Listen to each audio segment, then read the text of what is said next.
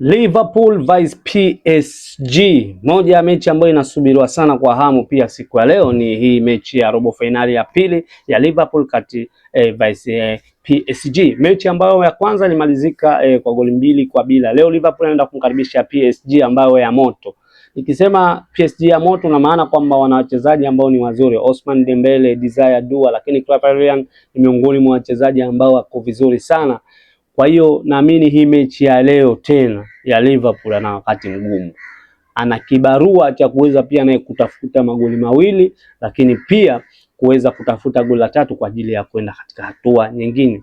Binafsi pia naiona kabisa hii mechi sio rahisi, ni mechi ngumu kwa sababu kuu mbili. Sababu ya kwanza, PSG ni timu ambayo iko vizuri, ni timu ambayo ikiamua kutafuta goli basi inapata.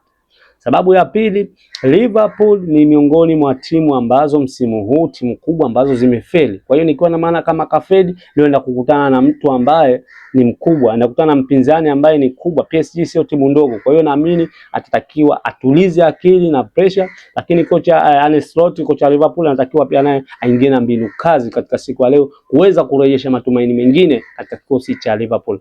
Binafsi naamini hii itaenda kuwa mechi ngumu, itakuwa na mechi ambayo mchezo mzuri katika siku ya leo, wingi tutashuhudia hivyo. Bwana, hii ni HSM Sport na mimi ni HSM.